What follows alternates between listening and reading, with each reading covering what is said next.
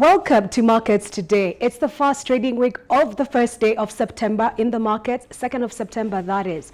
I am your host, Mbithe Muema, and very excited to be giving you an overview of what happened last week and what to expect this week.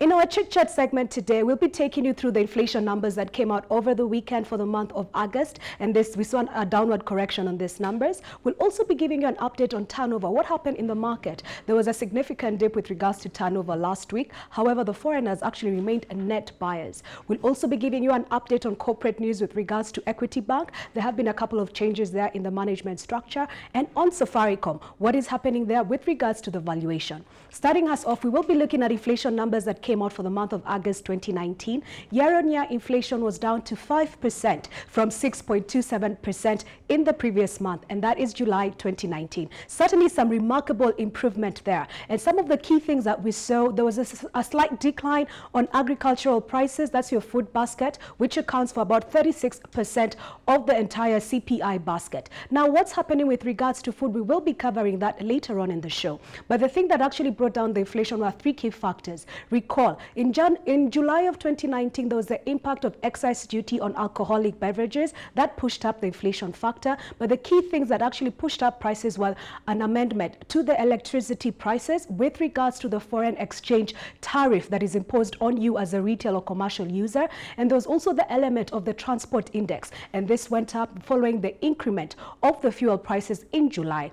All these three key indices, which are components of the CPI, that account for about 20%, had absolutely no correction in the month of August, maybe a slight correction on transport prices, and this was actually what delivered the improvement from 6.27% to 5%. Now, when you're looking at the agricultural component of the CPI, which is about 36%, we have been trying to figure out what is happening with regards to the rain. Have we gotten sufficient rain? How is the harvest cycle going?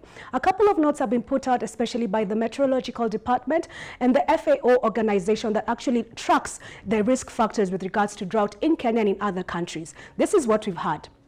80% of the rainfall that came was not sufficient, but it was okay in the grain basket. That's the southwestern part of the country, the areas of Rift Valley and the central province. The rains there were adequate up until March, and then we've also had a short rain season which started in June and goes up until June, July, and August. So in a nutshell, I think there's not too much concern with regards to the weather patterns, at least in the grain basket. We expect sufficient rains in these areas, and that gives us some comfort that inflation could be about 5%, give or take, at least going into the end of the year. No material risk factors there. I think the only key concern would be the currency and whether that devalues against the dollar, because that component will be passed on to you as an electricity user. And then also looking at transport and the retail fuel prices with regards to what you're paying at the pump. Overall, good numbers with regards to inflation. We are down to 5%. We think it'll be about that level, 5%, give or take, up until the end of the year. And the key decision that we're looking out for in September is September 23rd, when the MPC meets next. We will be looking to hear what they say.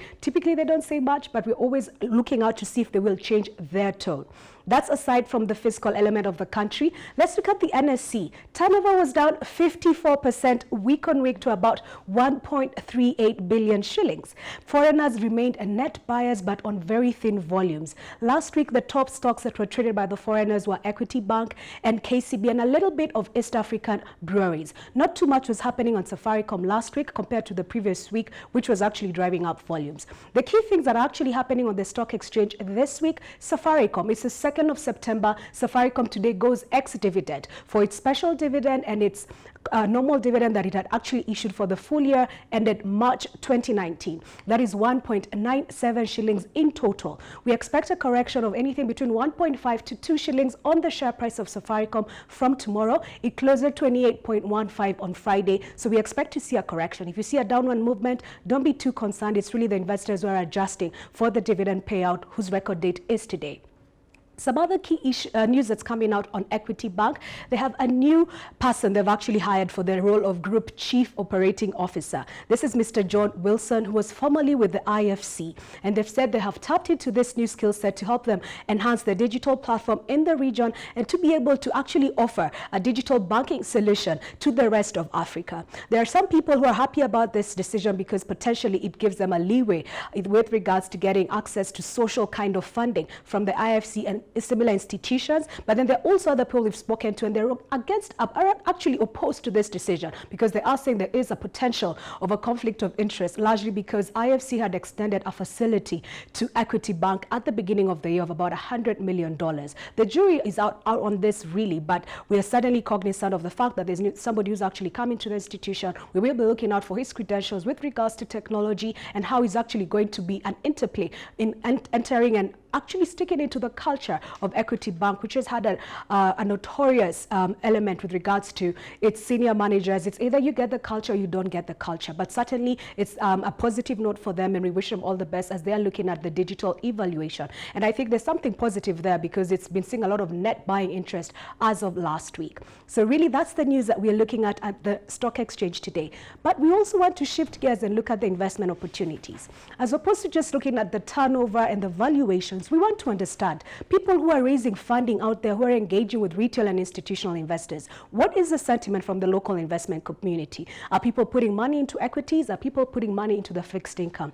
NSE is at a 10-year low. Should you be actually considering some of the stocks? And really, what stocks should you be considering? Today, we have Ashanti Advisory with us, and we have the managing partner, Mr. Commander Morara, who's with us, and we'll be taking a short break and come back to discuss this and more. Let us know what your questions are, what you want to find out with regards to investments. And remember, we're always live on our YouTube and our Facebook page, and that's Metropole TV. We take a short break to look at the daily commodity prices. Don't go anywhere. See you shortly.